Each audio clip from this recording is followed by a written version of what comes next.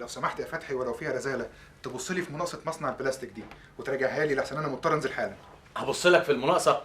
انت مش شايف الملفات المتلتله قدامي دي؟ معلش يا فتحي انا عارف انك قدها وقدود، وبعدين دي مش هتاخد في ايدك نص ساعه. ايوه كلني في الكلام يا سهاني، ما انا علشان طيب الشركه كلها بتضحك عليا كده برضه يا فتحي؟ خلاص يا سيدي ما تزعلش نفسك، هبص لك في المناقصه، بس خليك فاكرها لما احتاج لك انا كمان ما تخلعش وتسوق في النداله. صدقني يا فتحي انا فعلا عندي ظرف طارئ، النهارده عيد جوازي الاول ولازم اروح اوصي على الورد، انت عارف هدى مراتي قد ايه بتحب الورد. سيدي يا سيدي على الرومانسيه. عقبالك لما نحتفل بجوازك انت كمان وتعيش في الرومانسيه دي على طول. انت بتدعي عليا يا سهاني؟ فلا الله ولا فالك. لا يا سيدي انا كده حر بعيد عن الرومانسيه بتاعتك دي، حد الله ما بيني وما بينها. والله انت مجنون. انا اللي مجنون ولا اللي رايح يحتفل بالذكرى الاولى لوضعه في السجن؟ حد يروح يحتفل بمرور عام للف حبل المشنقه على رقبته؟ انا مش فاهم، انت اكيد مريض بحب تعذيب النفس. معلش بقى عن اذنك انا اتاخرت ولازم امشي حالا، هبقى اسمع تحليلاتك النفسيه دي في وقت تاني. باي باي. هي الحصه الاخيره بس يا سلوى، هتاخدي مني فصل ثالثه خامس وانا براجع لهم المنهج كله، يعني انت مش هتعملي حاجه هتقعدي بس. انا كده كده حق، انا في الثامن ولازم استريح. انا عارفه يا حبيبتي ومقدره وقفتك جنبي. اما انت عارفه ومقدره تزوغي انت وتدبسيني في الحصه الاخيره. طب ما انا حكيت لك على الظروف، لازم اروح اجيب التورته.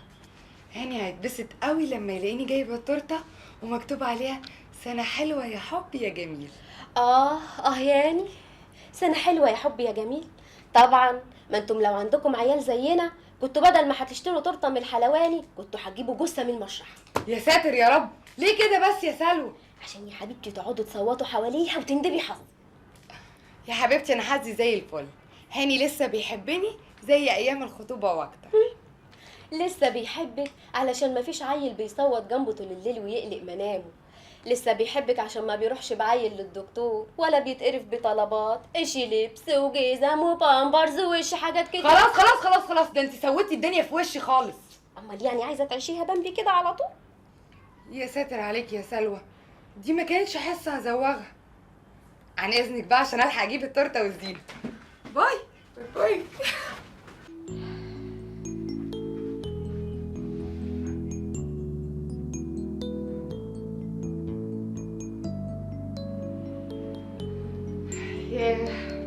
انا مش مصدقه يا حبيبي ان بسرعه كده فاتت سنه.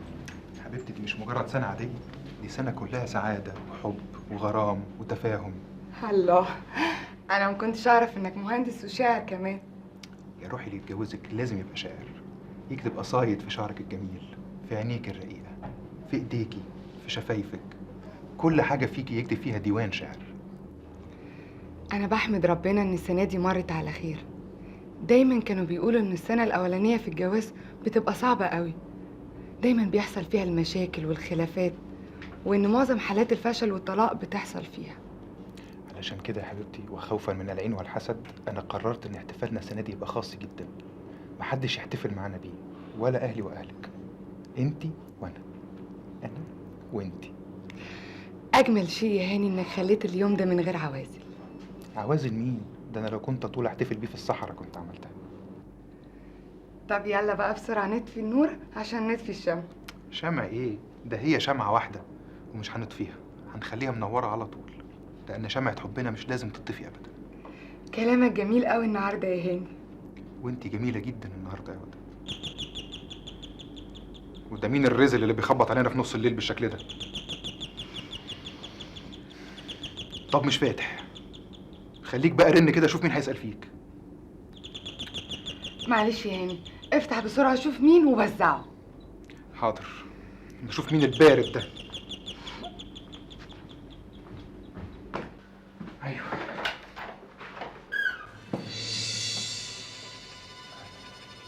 يا نسيتني؟ طبعا عندك حاجة 10 سنين في الخليج، بنت عمك شفيقة يا نادلي يا وحش. اهلا اهلا يا طنط، وحشتينا. حضرتك جيتي امتى من الخليج؟ لسه واصلة دلوقتي حالا. الحمد السلام. هدى مراتي، طنط شفيقة بنت اكبر اعمامي، الراجل اللي ربانا وعلمنا وله افضال كتير قوي علينا. ازيك يا طنط؟ اهلا يا حبيبتي، اهلا اهلا وسهلا، ازيك يا بنتي؟ عقبالك انت. انا اول ما شفتك حبيتك. عقبالك الواد ده هاني ده، انا لما سافرت كان صغير قد كده بس ما تغيرش، شكله كده زي ما هو، اهبل ودايما يبكي، واسم الله عليه طفل رزل. ايه يا واد، انت واقف وسايب السواق تحت، ما تنزل تشوفه عايز ايه؟ يلا مستني ايه يا ابني؟ حاضر. اهلا يا بنتي، اهلا اهلا يا اهلا. ايه ده كله؟ انت سواق تاكسي ولا سواق مقطوره؟ لا تاكسي يا سعاده البيه، بس الهانم لما وصلت المطار انا اتصيت في نظري وما شفتش الاسطول اللي هي جايباه معاها ده كله، بل بعد ما اديتها كلمه ان انا هوصلها. دول هيتشالوا ازاي؟ دول عايزين ونش يشيلهم. يا هاني ما تسهل شويه، انت صحتك مخسكه ولا ايه؟ يا مسهل استعنا عشاء بالله.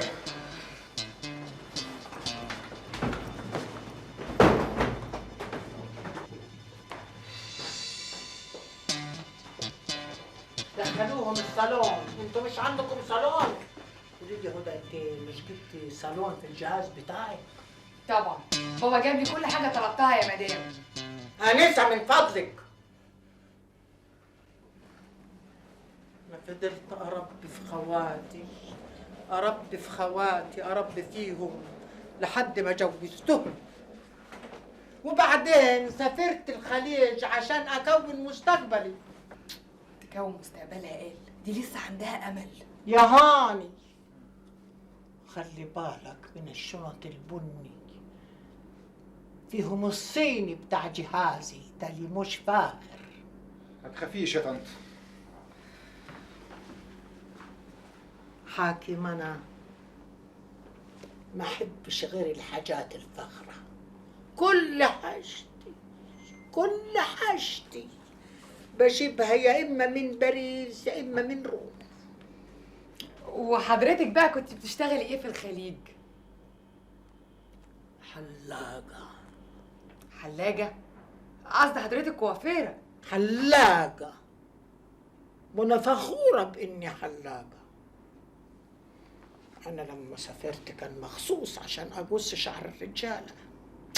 عيني ده انا كان علي حتة دين قصة شعر للرجالة ما احكيلكيش عليها، ده انا اللي اخترعت الكابوريا. كابوريا؟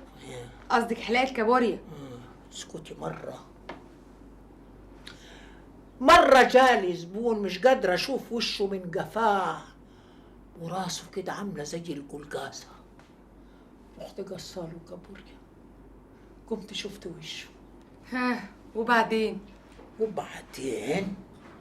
بقيت احلق للرجالة وللستات. خلوا بالكم من الليمون ده يساوي 3 سنين من مرتبك، خلي بالك. حاضر. معلش يا هدى، اصلي بخاف على حاجتي قوي. طبعا مفهوم.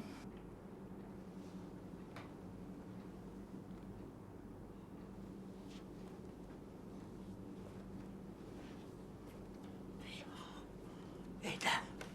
بيتكم حلو قوي. وايه التعليق دي؟ اكيد عيد ميلادك، لان عيد ميلاد هاني انا عارفاه، يبقى عيد ميلادك انت. لا عيد ميلادي ولا عيد ميلاد هاني، ده عيد جوازنا. الله، انا احب الاحساس ده، احب ان الزوجين يفضلوا يحبوا في بعض كده على طول.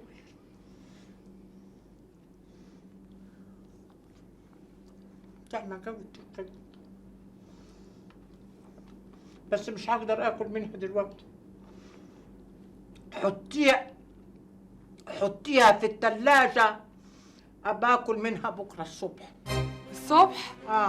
انا قصدي ما اقدرش اتعشى بعد السفر، انما الصبح بقى احب افطر كويس قوي. واضح.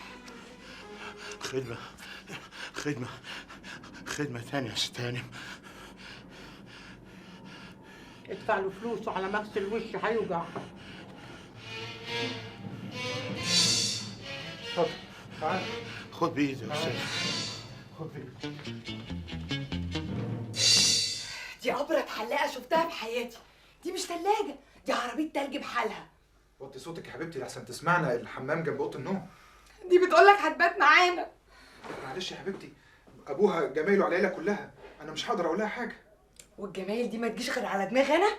دي ست جايه من الخليج، يعني معاها فلوس على قلبها قد كده ومش عارفه تعمل بيها ايه، وبعدين مش متجوزه. ما تروح تبات في اي اوتيل يا اخي. ازاي بس يا هدى؟ دي تعتبر عيبه في بلدنا، وبعدين هي باتت معانا علشان سوهاج بعيده، ومش معقول هتسافر في نص ليل على هناك، دي 10 ساعات سفر. ان شاء الله يكونوا 10 شهور. انا كل اللي يهمني ان انا ابقى مرتاحه في بيتي، وما حدش يقتحم حياتي كده بدون استئذان. عيبك يا حبيبتي ان انت مش عارفه سلو بلدنا.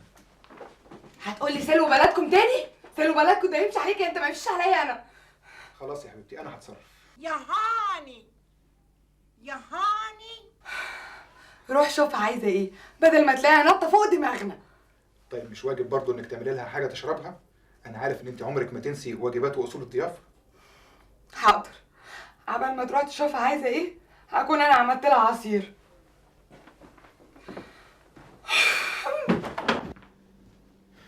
يا فندم. ايه يا هاني؟ سايبني لوحدي اشيل الطشت لوحدي وانا لسه جايه من السفر تعبانه؟ وايه اللي خلاكي تشيليه بس يا طنط؟ كنت استني لما اجي واشيله لك بنفسي. خبر ايه يا رجال؟ انا هستناك لحد ما تخلص كلام مع الننوسه مرتك. لا، ده انا عندي النقرس ورجليا بتتنفخ، ولازما كل يوم احطهم في الميه السخنه. سلامتك، الف سلامه يا طنط. ان شاء الله تسلم يا حبيبي. هلا قول لي، هي مرتك دي علمتك البخل؟ لا طبعا، ايه اللي خلاكي تقولي كده؟ ده حتى هدى في منتهى الكرم. لاني بقالي ساعه ما حدش سالني عايزه تشرب ايه. اهو انت كده ظلمتيها. انت عارفه هدى فين وبتعمل ايه دلوقتي؟ فين؟ في المطبخ. إيه؟ طب مش كانت تسالني انا عايز اشرب ايه قبل ما تخش المطبخ؟ هي طبعا قدرت ان حضرتك راجعه من السفر تعبانه ومحتاجه حاجه مرطبه ملطفه، فقالت تعمل لك عصير. تصور، مفيش حاجه في الدنيا بكرهها قد العصير، بيموع نفسي،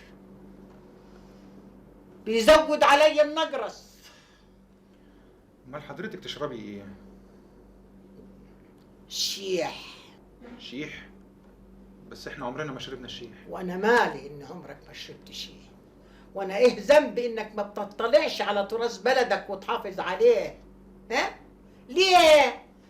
ليه تفرض عليا زوجك اللي باين عليه من قعدتك في مصر فسد؟ يعني هو حضرتك لازم ولا بد من الشيح ده؟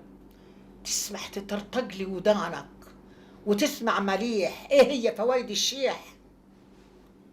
الشيح يا ولدي بيحسن الهضم وبيمنع الغازات وبينزل الحصاوي ويوطي الضغط، ده غير انه بيحافظ على الضوافر. ما انا حلاقة وانا عارفة بقول ايه. كل ده بيعمله الشيح؟ واكتر، ده غير انه بيسهل عملية الولادة. الحمد لله، انا لا حامل ولا على وش ولاده. ياه، انت هتقعد تهزر معايا؟ ادخل قول للنوسة مرتك تعمل لي كاسة شيح سخنة جدا، فهمان؟ حاضر، حالا الشيح يكون عندك.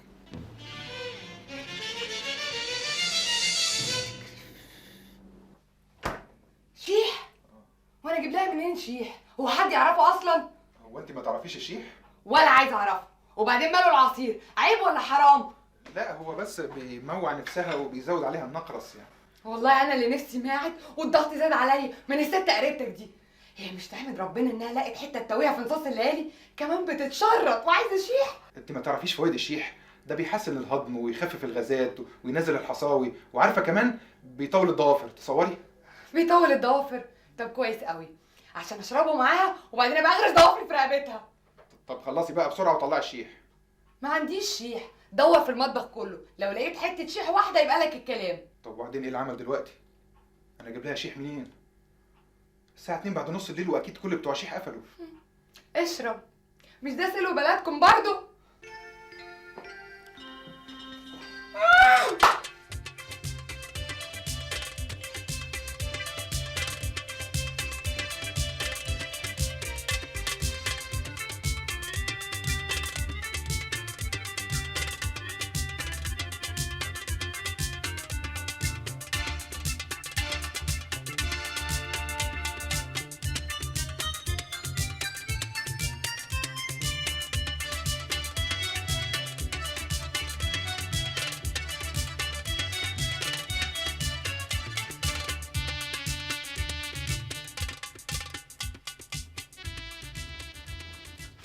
الحمد لله لقيت الشيح.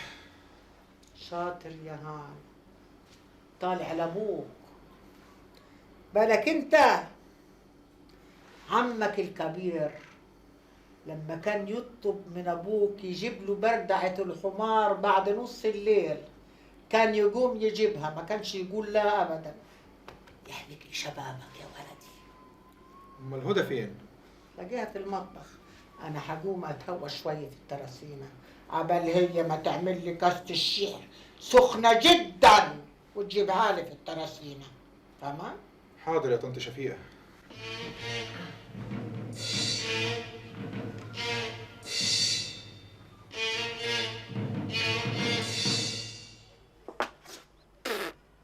ايه اللي انت عاملاه ده؟ ده ما يعدلش النافوخ ابدا. ايه؟ ما تعرفيش تعملي شيح؟ لا دي حاجه ما ينسكتش عليها ابدا. خبر ايه يا هاني؟ هي مرتك دي مش ست بيت ولا ايه؟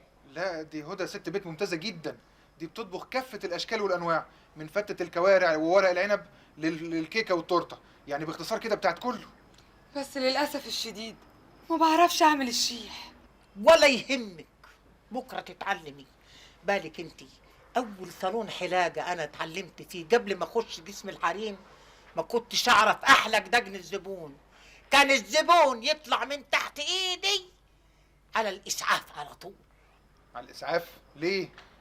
على بنك الدم علشان يعوضوا له الدم اللي نزفه من دقنه، وبعدين اتعودوا عليا بقوا يطلبوني بالاسم. يا سلام، طنط شفيقة فعلا خبرة ما تتعوضش. بقول لك ايه يا هاني، خليكي معانا يا هدى. انت شايف ان حلاقين اليومين دول حلاقين؟ لكن انا جايه وحاطه في دماغي خطه ومصممه اعملها. انا هعمل نقابه تحمي الحلاقين من الدخلاء. طبعا طبعا عندك حق.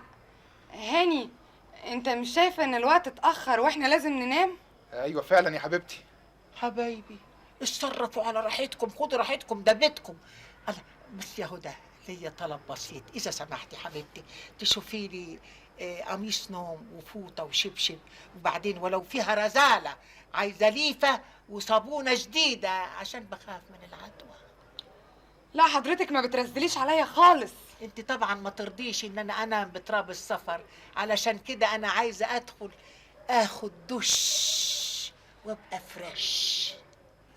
طبعا طبعا. طبعا انتوا البانيو بتاعكم فيه جاكوزي. يا خسارة، يا ميت خسارة، ده انا كنت متعودة اعمل تدليك بالجاكوزي ده. يلا زي بعض، الواحد لازم يتغاضى عن بعض حاجات. انما قول لي اوعك تقول ان ما عندكش مية سخن وبارد. لا الحمد لله دي متوفرة، ربنا كان فاتح عليا لما جيت اتجوز واشتريت سخان. كويس، هسيبكم انا دلوقت علشان اروح جوه، بس ارجوك يا هدى تجيبي لي الحاجات اللي قلت لك عليها عشان اخش انا اخد الشاور بتاعي وانتوا تخشوا ترتاحوا وتناموا.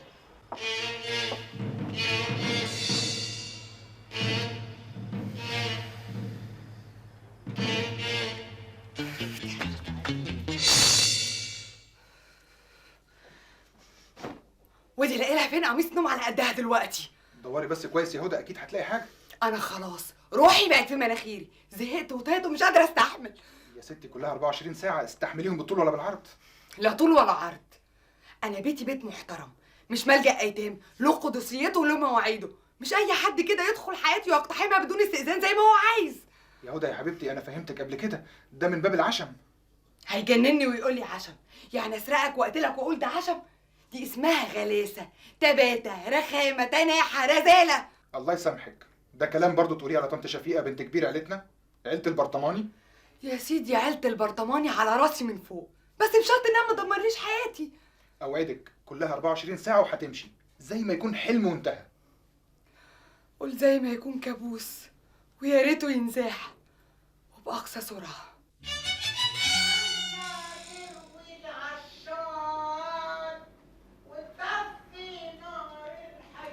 يا ساتر يا رب، لو المرحوم عبد الوهاب كان عارف ان الست شفيقة دي هتغني اغانيه ما كانش لا غنى ولا لحن من اصله. بس ايه رايك؟ صوتها فيه احساس. ها؟ يا سلام، قول صوتها فيه احتباس، فيه كباس، فيه ترباس، انما مسألة الاحساس دي شيلها من دماغك. خلاص هدي اعصابك بقى، كلها ساعات والجو يروق لنا تاني. اللي غايظني انها عماله تغني ولا على بالها، وكأن البيت ده من بقيه ممتلكاتها. طب اسكتي بقى وغيري الموضوع لحسن الظاهر انها خلصت حمام. يا هاني، الحمام بتاعكم كويس، بيفكرني بالحمام بتاعي في الخليج. لا بس في فرق كبير، الحمام بتاعي هناك كان زي القصر، بس برضو الحمام بتاعكم كويس مش بطال. الحمد لله انه عجب حضرتك. يا هدى يا بنتي ما تبقيش تنسي تحطي السشوار في الحمام، الحاجات الصغيرة دي مهمة. الحمد لله الحمد لله اني انا جبت السشوار بتاعي وحطاه في الشنطة. بكره باذن الله هخلي هاني ينزل العتبه يجيب لي سشوار مخصوص. يا ريت يا هاني ما تبقاش تسترخص. حاضر يا طنط. بس انا لاحظت بقى وانا خارجه من الحمام ان في اوضه نوم واحده، امال فين اوضه الضيوف؟ الله، خبر ايه يا ابني؟ ده انت من بيت كرم، ابوك الله يرحمه ما كانش يهمه القرش. هي مسألة مش مسألة بخل يا طنط، حضرتك عارفة الشقق أسعارها نار، والموبيليا كمان أسعارها في السما، وإحنا اتنين مش محتاجين أوضة تانية. وبعدين يا طنط احنا اتفقنا ان احنا لما نخلف هنقلب اوضه الصالون اوضه نوم. طب بس انا بسأل انتوا هتناموا فين؟ يعني ايه هننام فين؟ لما انا هنام في اوضه النوم يبقى انتوا هتناموا فين؟ تنام في اوضتنا؟ طبعا يا بنتي، ما انتوا نزوه وتفهموا في اصول الضيافه وهتنيموني في اوضه النوم بتاعتكم. طبعا يا طنط، حضرتك ضيفتنا وتنامي في الحتة اللي تريحك، وعلى رأي أهل بلدنا حصيرة السيف واسعة وتساعي من الحبايب ألف. يعني ايه بقى حصيرة السيف واسعة وتساوي الحبايب ألف؟ يعني احنا ننام في الشارع؟ لا، شارع مين يا بنتي؟ فشر. لا انا مرضلكيش البهدله دي ابدا، انت هتنامي هنا في الصاله معززه مكرمه. في الصالة؟ ولو ما فيهاش تكليف يا بنتي تغيري لي ملاية السرير، اصلي انا ما بحبش انام على ملايات ملوثه.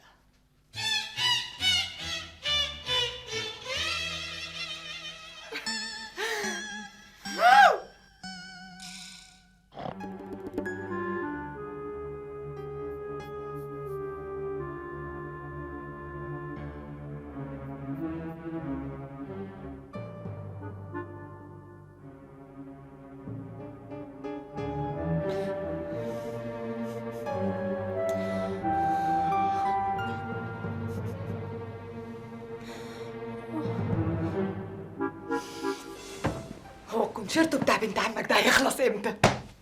لا ده بيتهيألي هيقعد لغاية الصبح، أصل ده كونشيرتو خاص لآلات النفخ. لا ده عذاب، انا اعصابي بدأت تتحطم. أنا كنت بسمع وأنا صغير إن أبوها عمي كبير عايز يعمل لها عملية اللحمية، بس هي ما كانتش موافقة، كانت بتهرب منه وتروح تنام في القصب. يا حلاوة، هي تنام في القصب وانا انام على الارض. ذنبي انا في النومه الهباب دي؟ انا خلاص ضهري اتقسم نصين، ويا ريتها بعد كل ده بتقدر.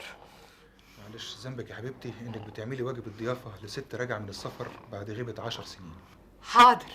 حاضر يا سيهاني، اما نشوف ايه اخرة واجب الضيافة بتاعك ده. آخرتها إني بحبك. طب يا ريت بقى نلحق الاستراحة اللي عملتها لنا بنت عمك قبل ما تبدأ السيمفونية الخامسة بتاعتها. نام. حاضر.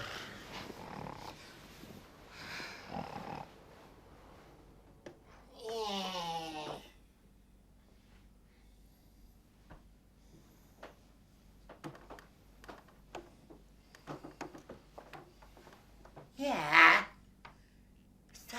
6. ايه ده؟ باين لي التعب حل علي، ولا الكسل هيبتدي؟ لا، انا لازم اقوم واغسل وشي واشرب كاسة الشيح، وبعدين اقرا الجرايد بمزاج. يلا اتكلنا على الله.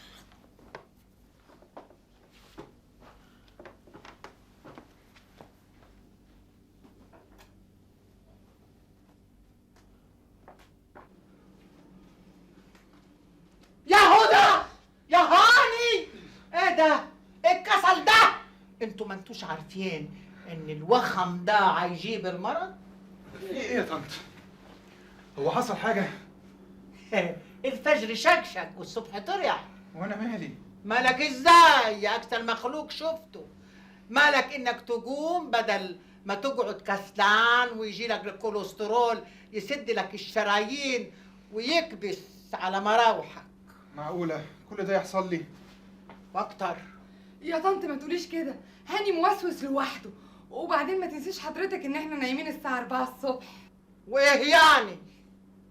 وازاي تقولي اني بفول على ولد عمي ده محدش يخاف عليه قدي.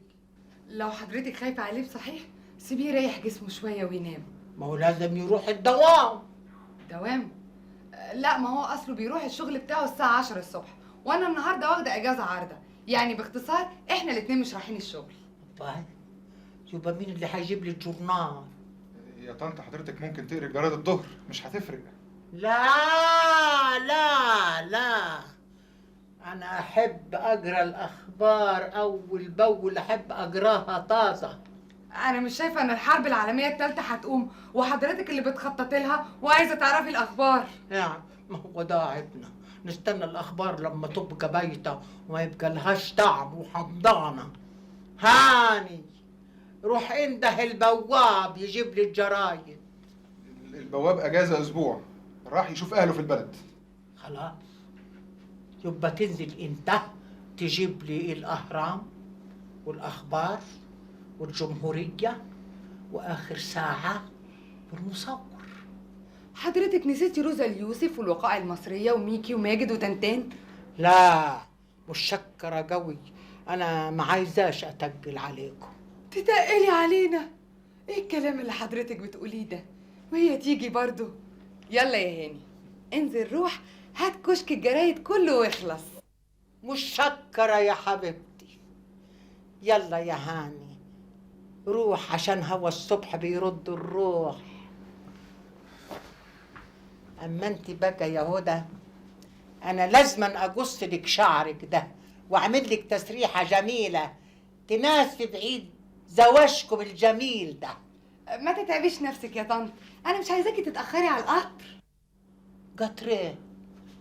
ده انا لازم اخرج معاكم النهارده نسهر ونحتفل بعيد جوازكم.